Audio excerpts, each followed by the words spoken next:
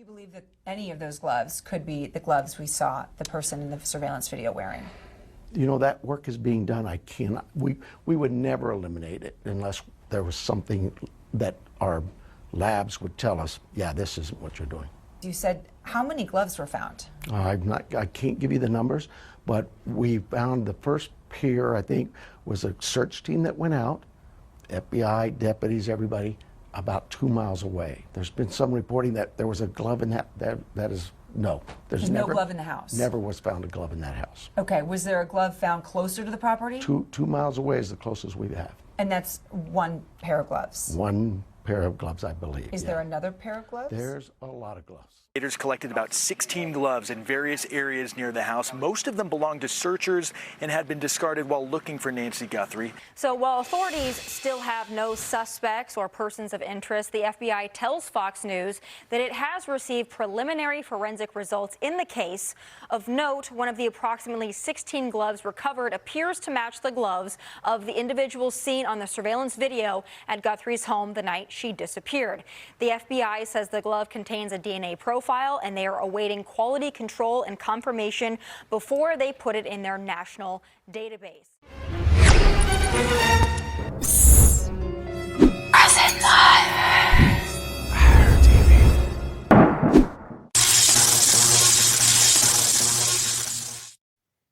Believe none of what you hear and half of what you see. Welcome to EyeHeardTV. We right back where we left off. We back in this Miss Nancy Guthrie disappearance, and things seem to be getting a little more fishy, a little more stickier, and a little more apparent that this is a higher level elite group doing some things we don't really understand.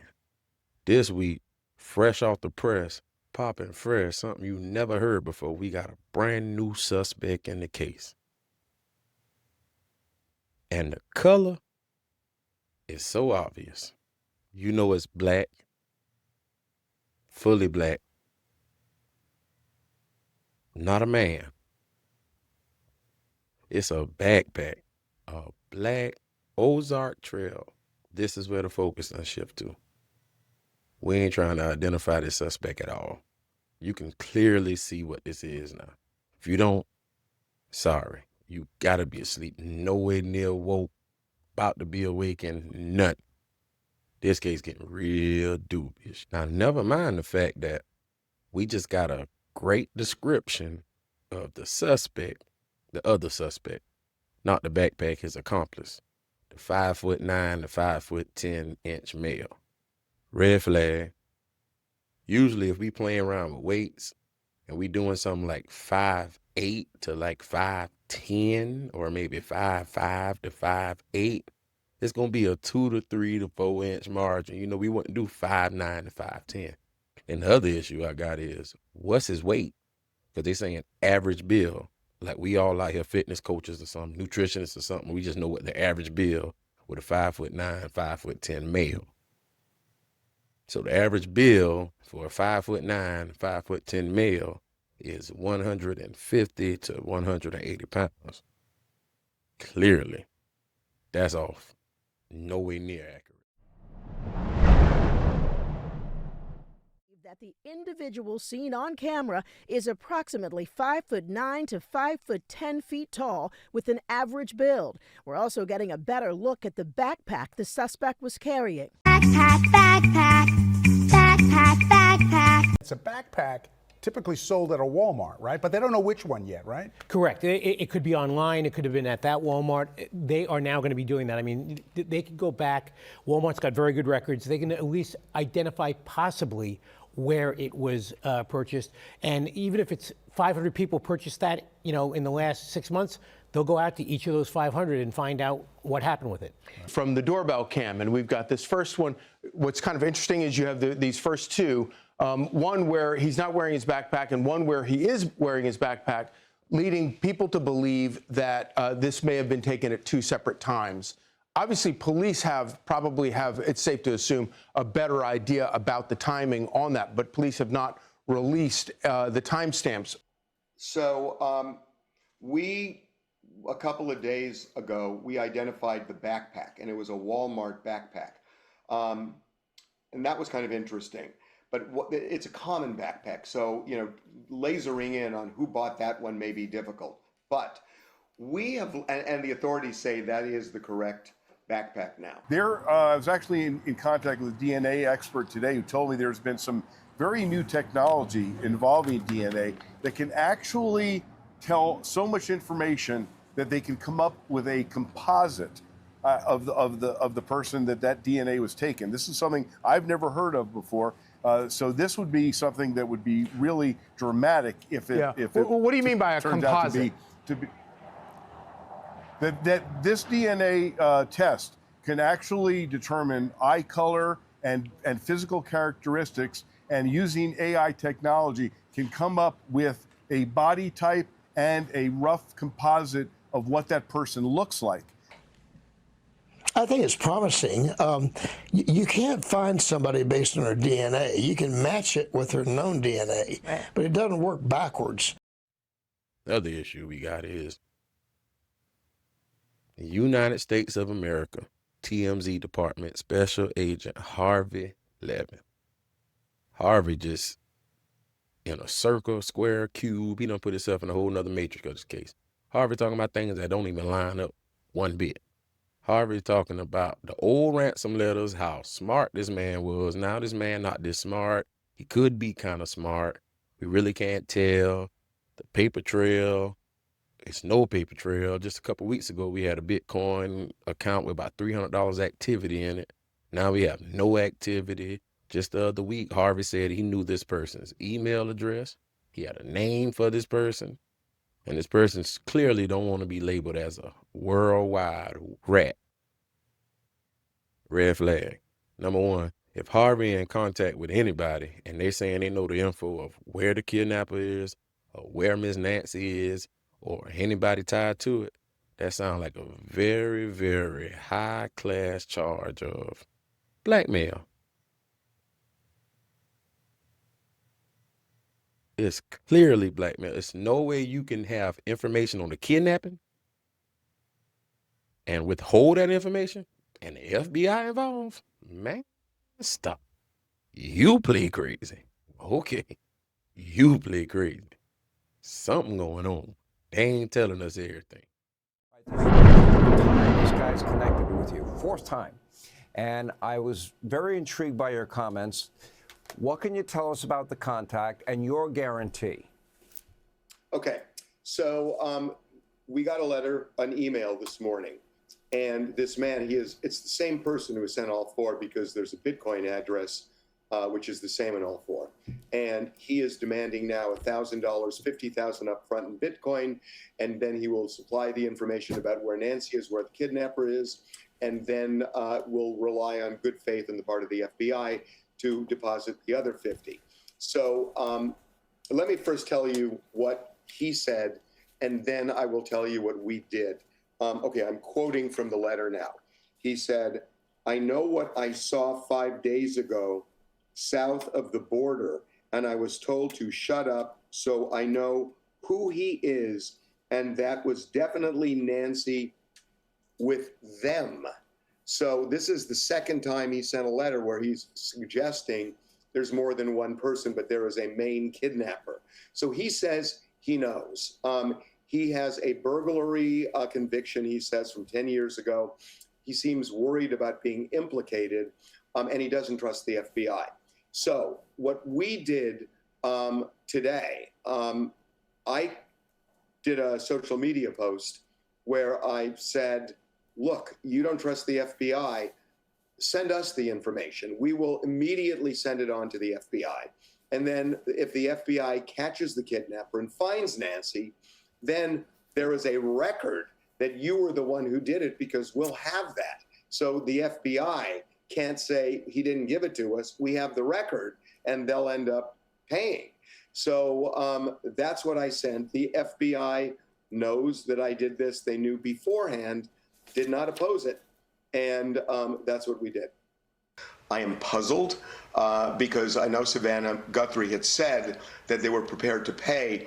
We have been checking the account, and the ransom is not in there, but I can tell you the FBI is keenly interested in the ransom note. They are also interested in this demand letter. Actually, we've received 3 of them now from the same individual. But again, nobody has put any money in that account. Like you said, they're asking for $100,000. So far, there's nothing in there. So on that very first ransom letter that you say the FBI continues to ask questions about, and correct me if I'm wrong here, but it seems like, I guess my question is, have you received any communication from anyone pretending to be or saying they are the same people from the first ransom letter?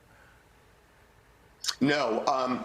The only additional communication was sent to one of the local stations in Tucson. We did not receive that second one. They did, and it matches the first. Those are the only 2 communications, at least the only 2 that I know of. But the FBI, as of Friday, was very interested in the note we received. And I'm not going to get into detail, but there were significant contacts over it.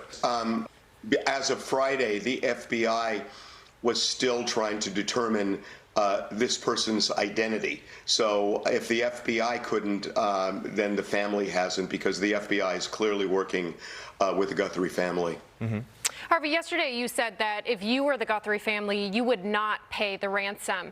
Now, is that because you don't believe that these letters are legitimate? And if that's the case, what's the purpose here in continuing to publicize them? Yeah, I didn't say that.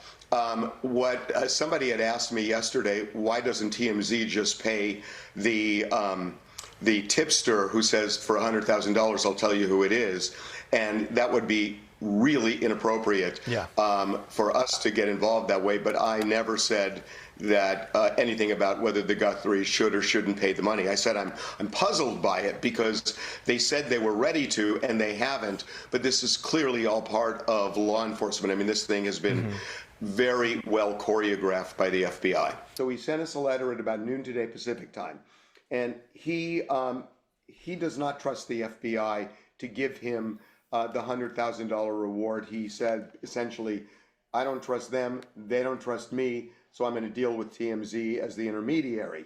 So he wants the $100,000, but he wants it his way. Here's the way he wants it: a fraction of a Bitcoin worth $50,000. He wants put in the account, this Bitcoin account. We have the link on that. And he says when he gets that money deposited, he will immediately provide. Now, Sean, I think this is really important: the name of the main individual, along with his information for you to track. I think it's interesting he said main individual. By definition, he is saying that there are others involved. He goes on to say he will not touch the payment until an arrest is made, and at that point he will rely on the good faith of the FBI to deposit the remaining $50,000. Couple more things.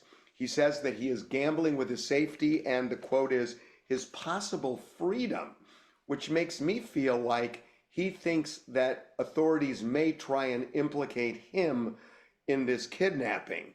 So he says, and I'm going to quote from the actual letter we got, he says that the manhunt of the main individual that can give you all the answers, be prepared to go international.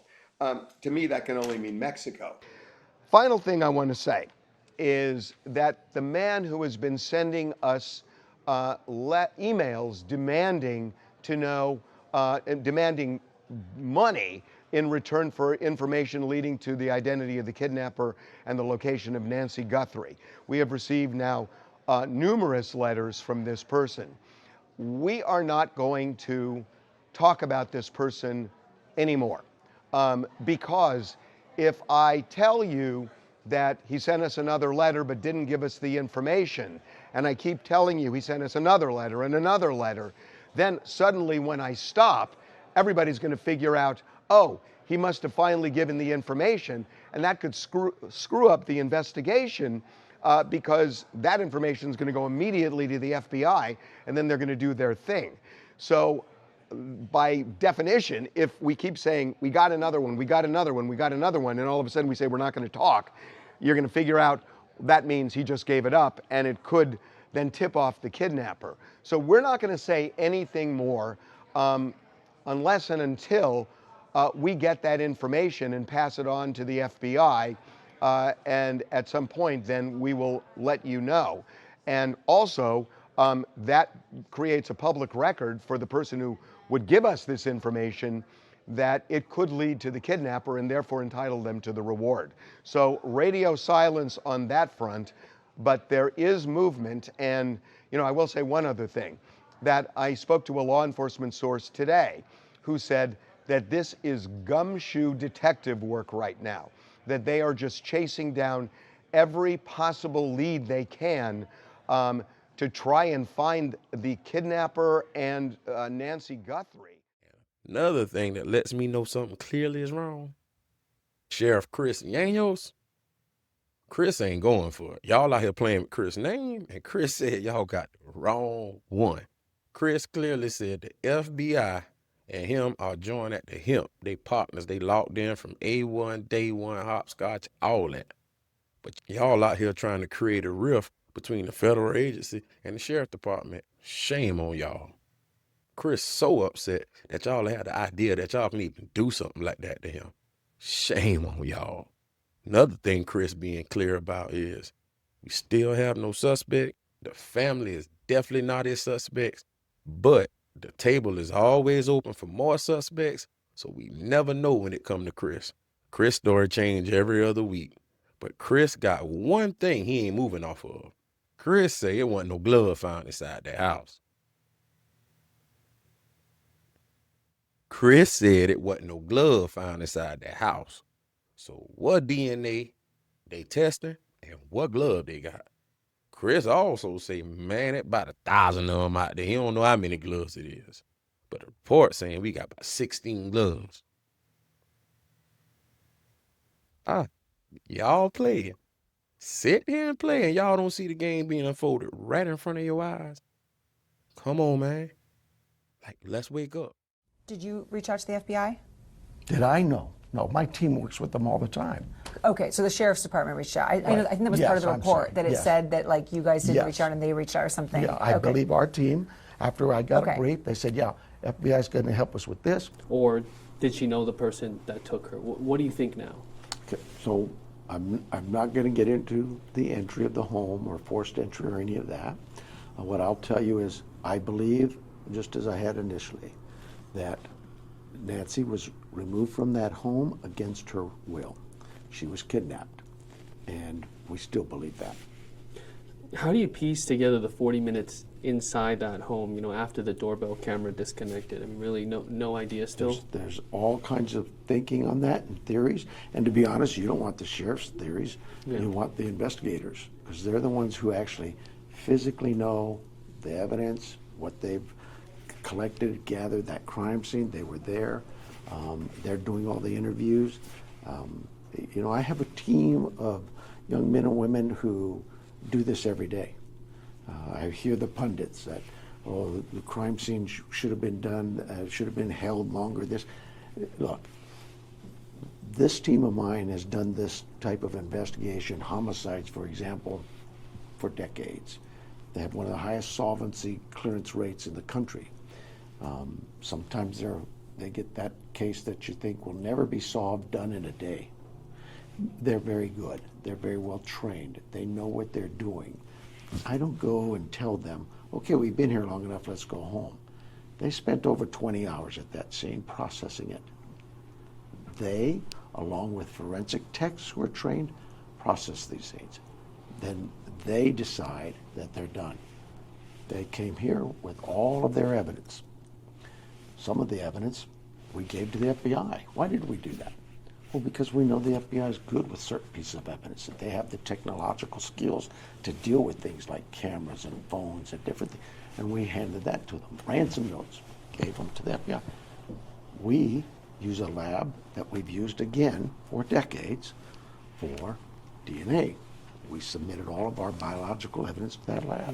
And you stand by that lab. I mean, was there any Well, pushback by the absolutely. FBI on that No, decision? absolutely not. No, in fact, that's the point is FBI, the reason the FBI was part of this investigation immediately is we have members of our organization working with the FBI assigned to their building and have for decades. And they're the same here.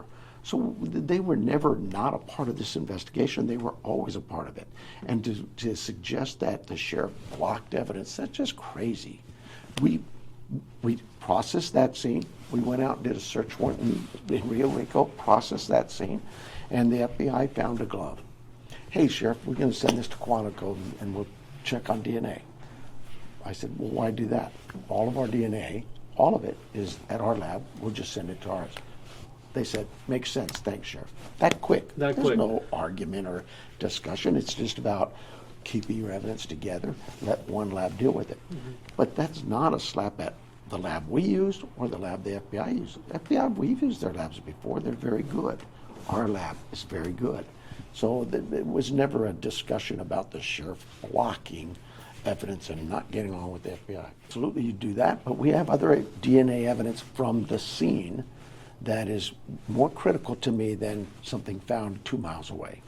All of that, though, will still be submitted for further analysis. That's, you know, you take a fingerprint and you hope to match it right away, but that's not that easy. You have to have so many points of characteristics that match on that fingerprint. DNA is no different. You have to have the DNA, have to have so many hits of lodi to make a comparative match. All of those things, sometimes DNA is mixed. We have DNA from that scene that is a mixture of DNAs. So we have to separate, hope the lab can do that, and still preserve some of that evidence in case the defense wants to test it. Should we make an arrest? All of those things are considered. It is truly a complex process in gathering that evidence, submitting it, analyzing it, and then resubmitting it. So yes, you're correct. The next step of DNA for those pieces would be to submit for genealogy. How does an agency decide, even with the FBI's help, effectively sift through that volume and you know, make sure that the golden tip doesn't fall through the cracks? Well, you know, you have, first of all, there are resources out there that will collect that data and sort through it for you and put it and prioritize it however you want it to be prioritized. Those programs exist. We know that, and we utilize them. But we take all of those leads, and a level 1 lead might be higher priority than a level 4 lead. Example of a level 1 lead would be that video, the door camera video. It's a big lead. A level 4 lead might be, hey, I was asleep last night and I dreamed of aliens coming down to Earth. We're not gonna diminish that lead and say, oh, don't bother us with that stuff. Send it to us. Because if I say don't send me that one, what does that tell the community? I don't want to bother the department. I don't want to bother them with this. This isn't that big. No, send them in. We will sort through the 30, 40,000 leads. It's when you stop getting those leads and you've ran out of leads, that's when your case has gone cold. That everyone is on the table, everyone's being questioned. Now you've officially cleared the family of Nancy Guthrie as suspects. You called them victims in this case. What specific piece of evidence changed between, you know, this weekend and Monday that allowed you to officially rule them out, or were they ruled out a while ago? They've been ruled out a while ago. Here's the thing for that, and the reason you probably saw my remarks, and they were a little terse. Look, and that has happened.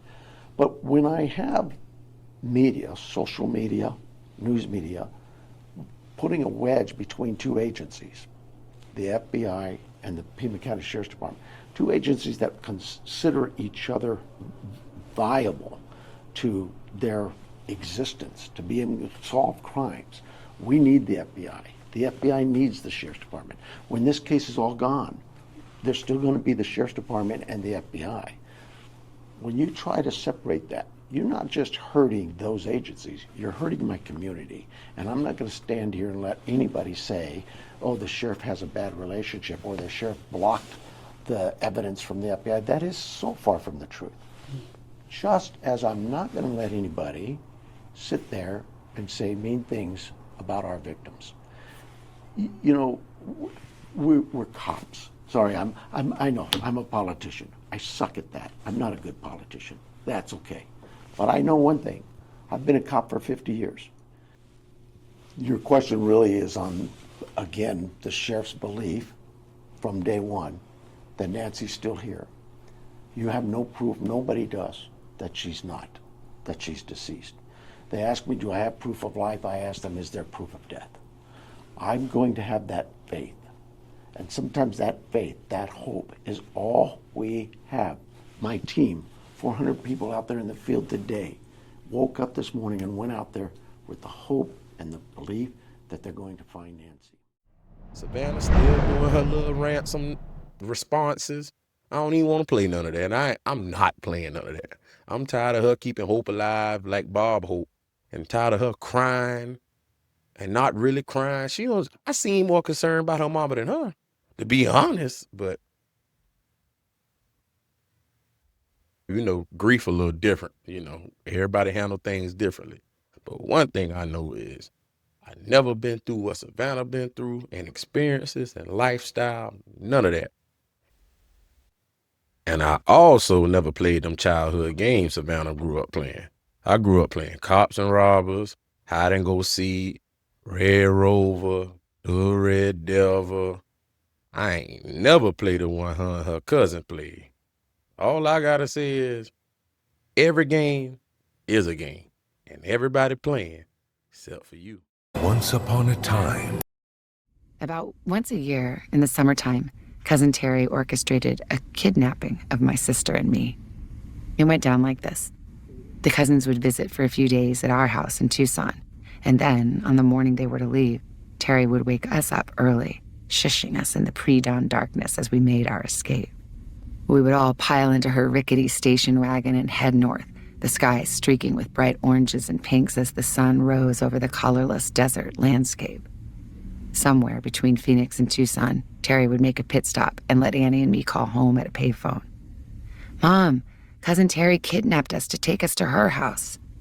My mother would feign shock, protest how terribly she would miss us, then assure us she'd drive up to retrieve us in a few days.